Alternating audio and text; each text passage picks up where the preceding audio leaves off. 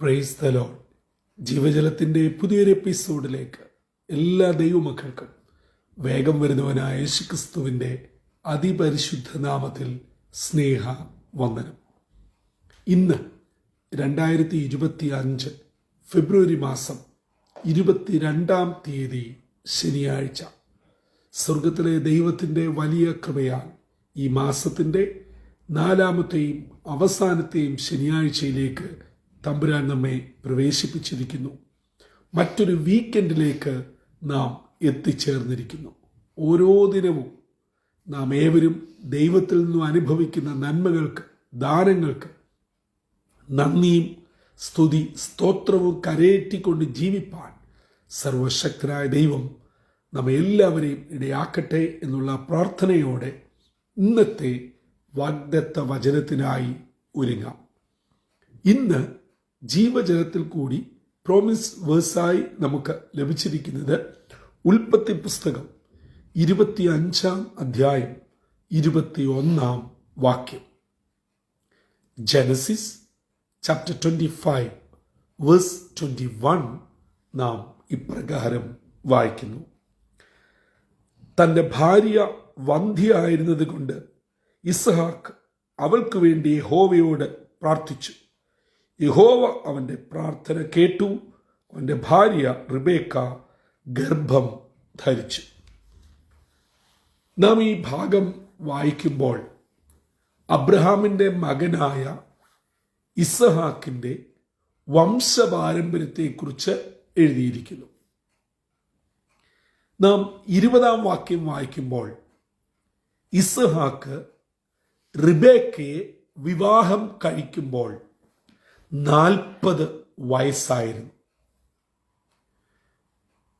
എന്നാൽ തുടർന്നുള്ള കാലങ്ങളിൽ ഈ ദമ്പതികൾ ഒരു കാര്യം മനസ്സിലാക്കി: ഇവർക്ക് കുഞ്ഞുങ്ങൾ ഉണ്ടാവുകയില്ല. അതിൻ്റെ കാരണം തൻ്റെ ഭാര്യ റിബേക്ക വന്ധ്യയാണ്.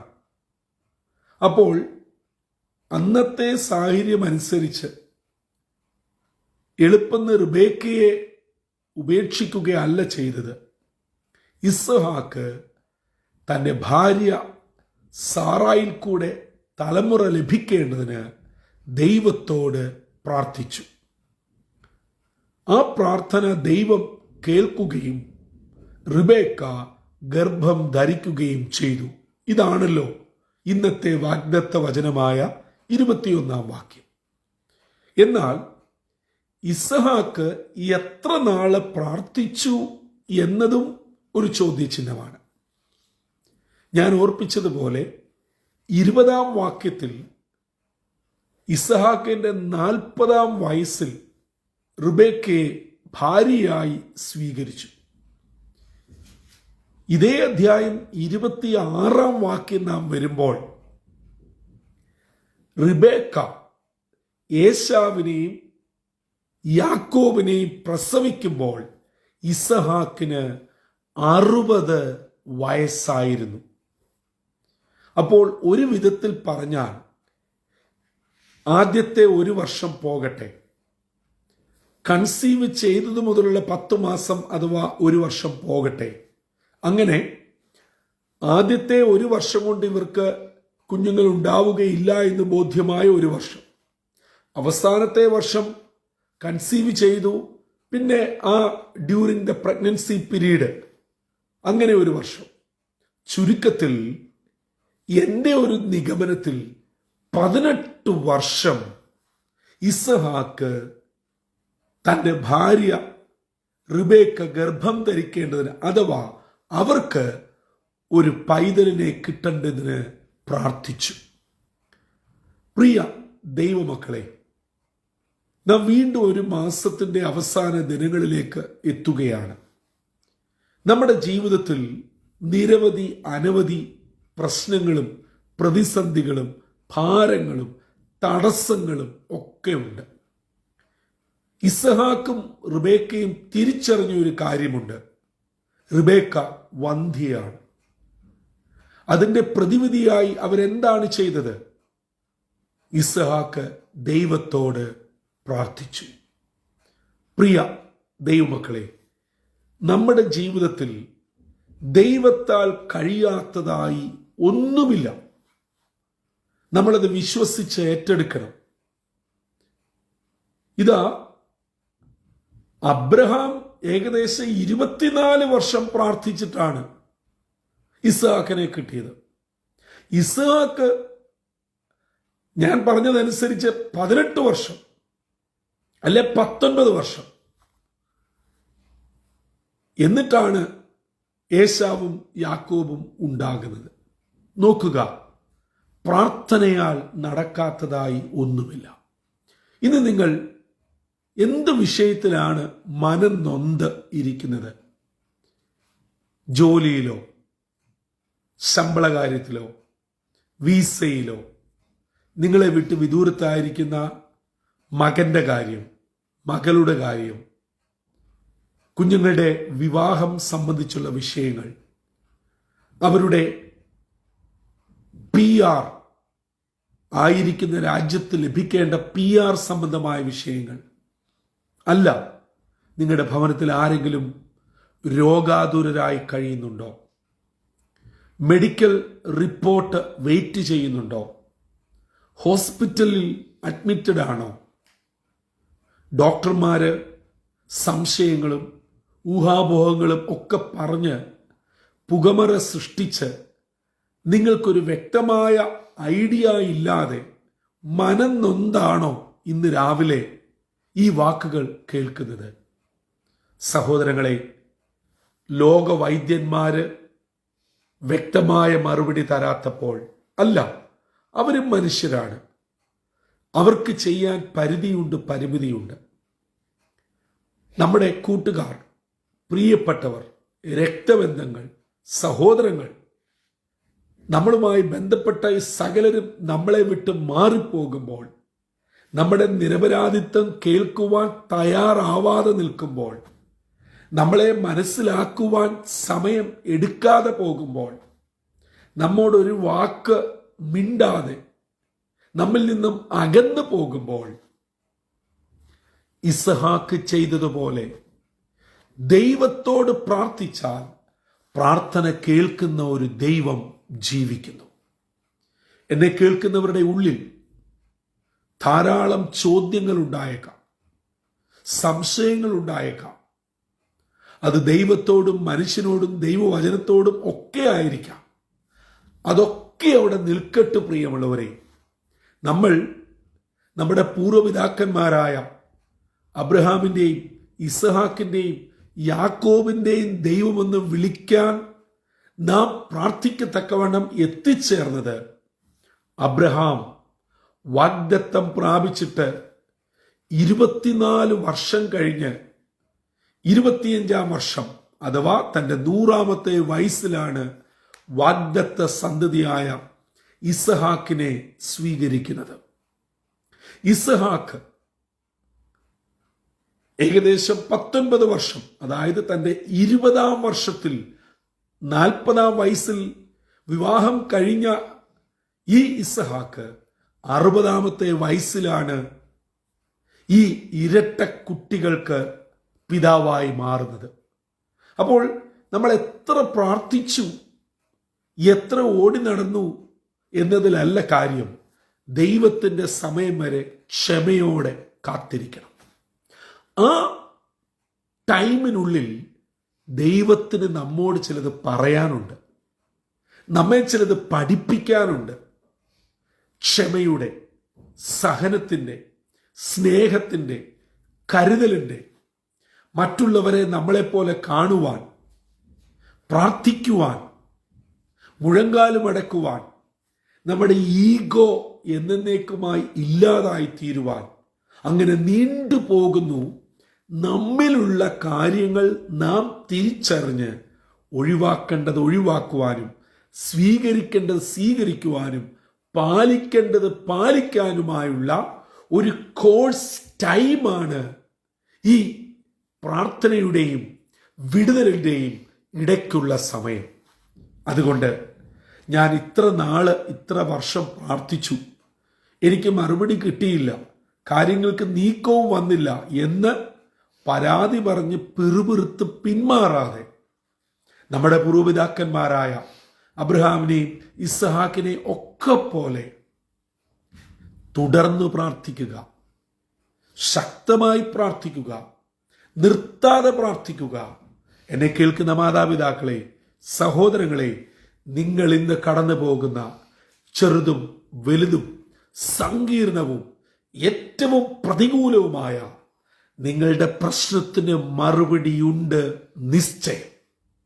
അത് ഇന്നത്തെ വാഗ്ദത്ത വചനത്തിൽ കൂടെ ഒരു പ്രാവശ്യം കൂടെ തെളിയിക്കുകയാണ്.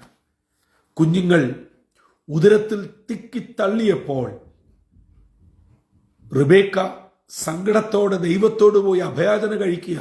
ഇങ്ങനെയാണെങ്കിൽ ഞാൻ മരിച്ചു പോകും. ദൈവം റിബേക്കയ്ക്ക് കൊടുത്ത മറുപടിയാണ്, നിന്റെ ഉദരത്തിൽ വളരുന്നത് 2 വംശങ്ങളാണ്.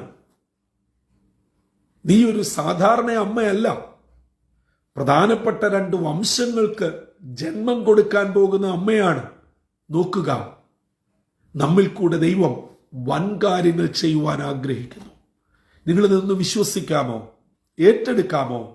നിങ്ങളുടെ ഇന്നിന്റെ വേദന, ഇന്നിന്റെ ഭാരം നാളത്തെ നന്മയാക്കി മാറ്റുവാൻ, ദൈവത്തിങ്കിലേക്ക് അടുപ്പിക്കുവാൻ, ദൈവം എന്നെക്കുറിച്ച് നമ്മെക്കുറിച്ച് എന്താഗ്രഹിക്കുന്നോ ആ നിലയിലേക്ക് നമ്മെ ആക്കുവാൻ ദൈവം ഉപയോഗിക്കുന്ന ഒരു ടൈമാണിത്. പക്ഷെ ഈ സമയം വേദനയുള്ളതാണ്, നിരാശയുള്ളതാണ്, നിന്ദയും പരിഹാസവും ദുഷിയുമുള്ള സമയമാണ്.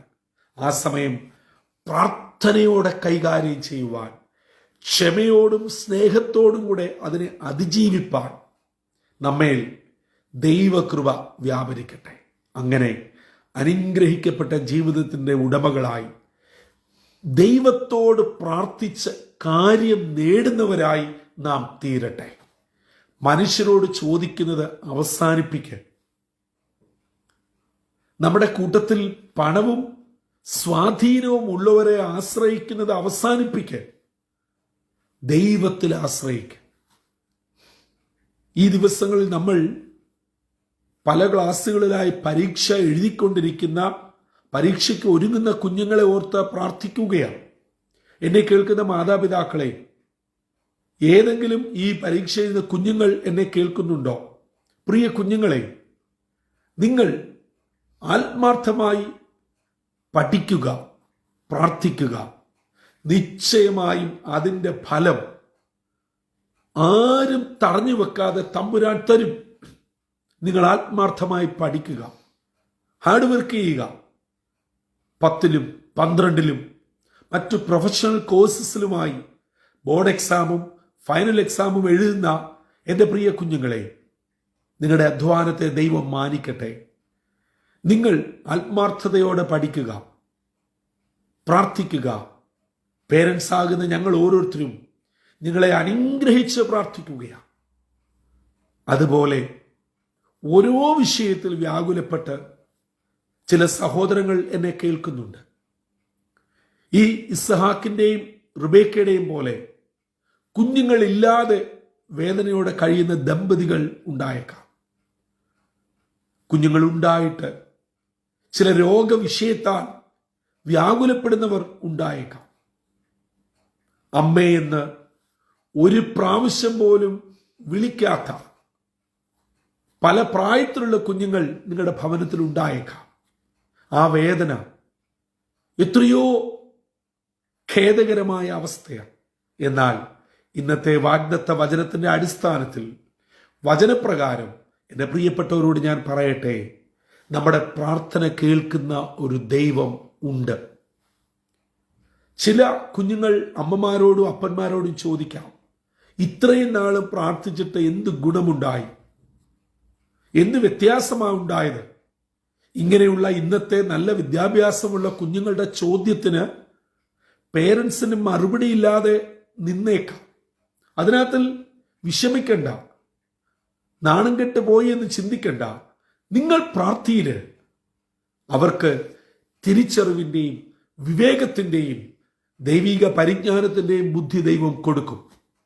അവർ മടങ്ങി വരും. കാരണം ആരുടെയും പ്രാർത്ഥന വെറുതെയാകാതെ സ്വീകരിച്ച് ദൈവത്തിൻ്റെ സമയത്ത് തക്ക മറുപടി നൽകുന്ന ഒരു ദൈവം ജീവിക്കുന്നു. ആകയാൽ ഇന്നത്തെ ദിനം ഇസ്ഹാക്കിൻ്റെയും റിബേക്കയുടെയും അനുഭവം, അതായത് പ്രാർത്ഥിച്ച് ദൈവത്തിൽ നിന്നും അനുഗ്രഹം നേടിയ അനുഭവം, നമുക്കും നമ്മുടെ വിഷയത്തിലും പ്രാപിക്കുവാൻ പരിശുദ്ധാത്മാവ് സഹായിക്കട്ടെ.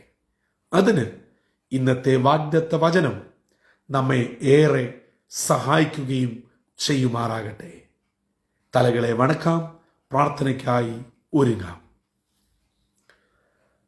കാരുണ്യവാനായ ദൈവമേ, സ്വർഗീയ പിതാവേ, അനുഗ്രഹമേറിയ പുതിയ പ്രഭാതത്തിനായി സ്തോത്രം. ഒരു ആഴ്ചവട്ടത്തിൻ്റെ അവസാനത്തിലേക്ക് ഞങ്ങളെ എത്തിച്ചു. കഴിഞ്ഞ ഒരാഴ്ച ജോലി ചെയ്യുവാൻ, യാത്ര ചെയ്യുവാൻ, കുടുംബകാര്യങ്ങൾ നോക്കുവാൻ, ആത്മീയ ശുശ്രൂഷയിൽ പങ്കുചേരുവാൻ, പ്രത്യേകിച്ച് ഞങ്ങളുടെ കുഞ്ഞുങ്ങളുടെ പരീക്ഷകളൊക്കെ കുഞ്ഞുങ്ങൾക്ക് അനുഗ്രഹത്തോടെ എഴുതുവാനൊക്കെ അവിടുന്ന് ഒരുക്കിയ കൃപകൾക്കായി സ്തോത്രം. ഇന്ന് ഞങ്ങൾ കേട്ട ദൈവത്തിനായി സ്തുതിക്കുന്നു.